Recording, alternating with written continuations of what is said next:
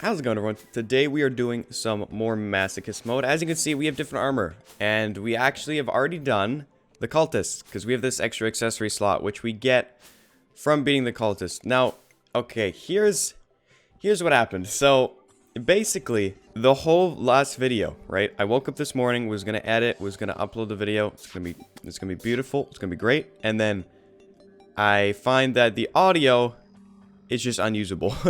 Basically, I have to re-record this. So, we're gonna do everything again. And I'm using the exact same loadout that I used for the Lunatic Cultist when we beat it. In fact, it's probably gonna take a couple tries. So you guys will actually see quite a bit of the fight. It's actually really difficult. And if this is a shorter episode today, I apologize for that. But yeah, it was going to be the same as the rest, because we would have had footage of us grinding all of this up. But yeah, we lost that. Also, our base got blown up by some stupid enemy. I don't know what mod adds it, but I really didn't like that. It's like that. It's the pumpkin enemy, and it's like, oh, it starts ticking or something. And it blew up our base, and I've yet to fix it. So yeah, that's really dumb.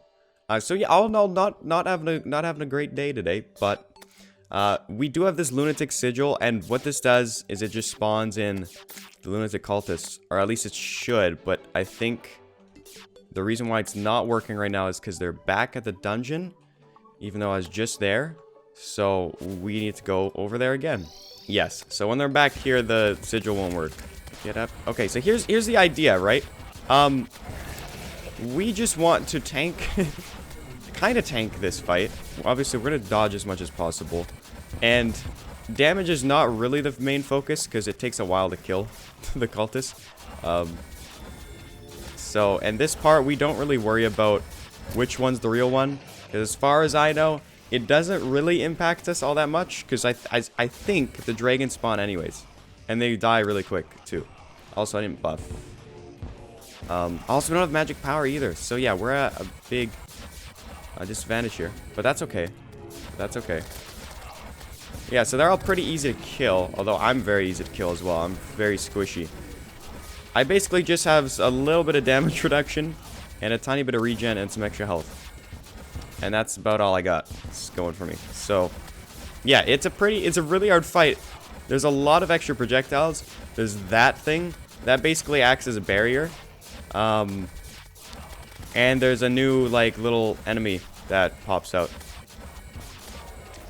Little, like, mini Moonlord dude. Squid guy. Okay, so yeah, like that thing dies before it even before I even see it half the time. So yeah. Also another thing, I'm pretty sure this isn't a thing before, but the cultists, when they teleport, they have contact damage. They deal contact damage. So we don't want to get hit by them at all. Otherwise we'll just die.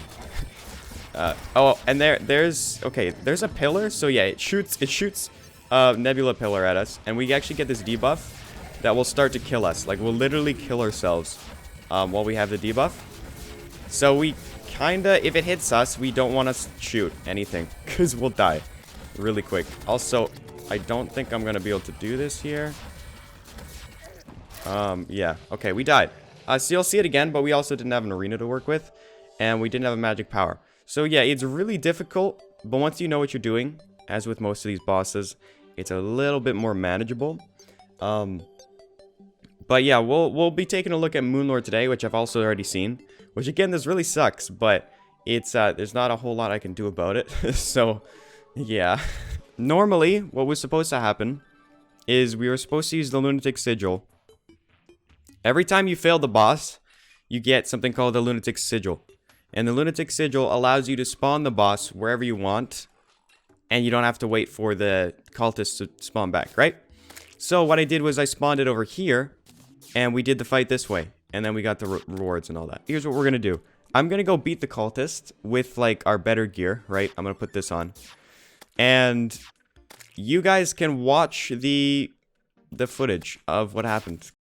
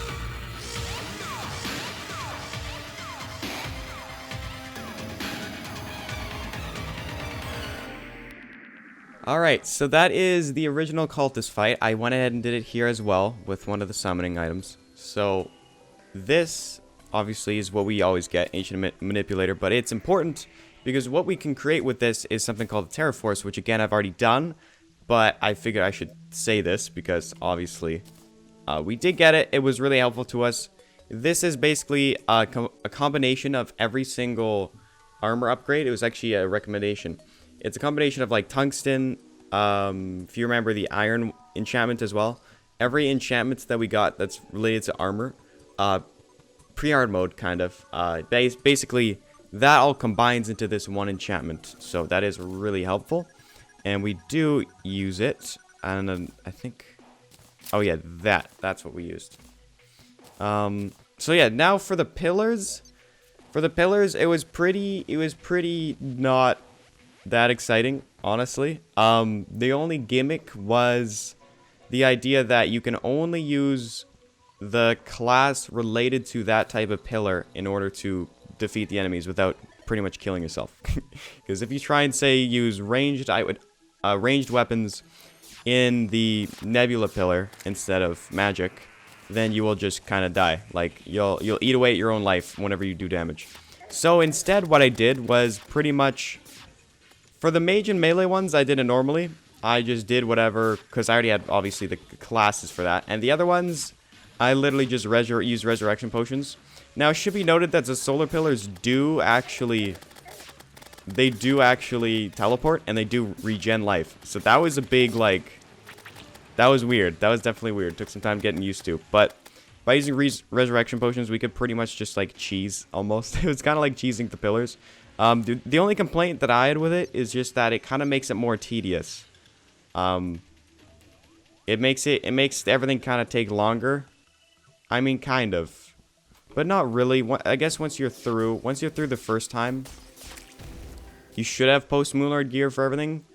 But it's not like, because I don't particularly enjoy the pillars in any way, honestly.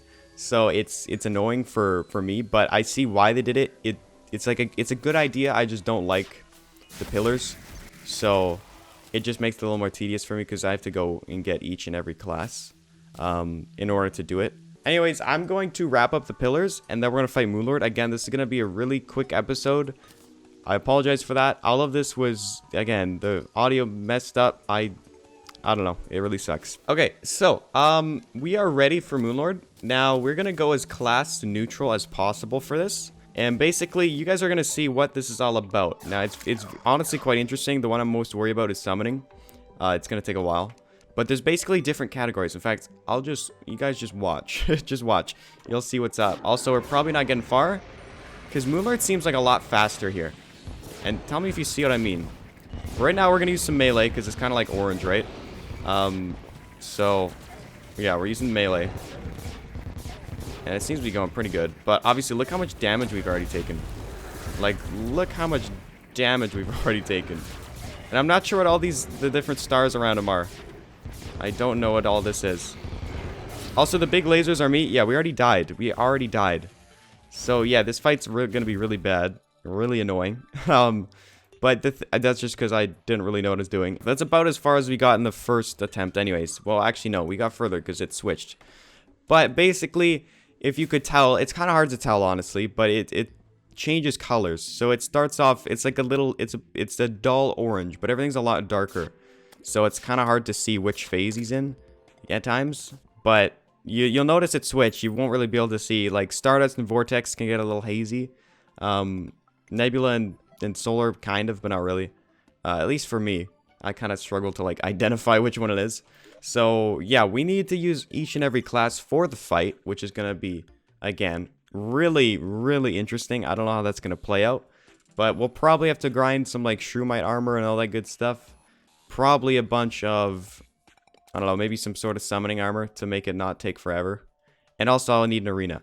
So be sure to let me know what I should be preparing. I think our gear is pretty good, but there's probably something that we could switch. I'm not sure about this Mithril enchantment. I think I might have even had the Pure Heart. Also, I should probably grind for the different essence. So like Sorcerer Essence, I think is what it's called. But it's all the other, essence for the other classes. Because right now we just have melee. But if we could have one of these slots devoted to Essence, say that slot, and then we just swap it out for each one, that'll be good. But yeah, that's gonna do it for today, guys. Again, I apologize for the shorter episode and just, you know, not having it live recorded pretty much. Or not commentary, live recorded, except for this last part. But yeah, it is what it is. There's not much, there's not a ton I could do about it. So yeah, this is as best as I could do. It's kind of like a recap video almost. I think that's it for today, guys. Anyways, thank you all for watching. I will see you all in the next one.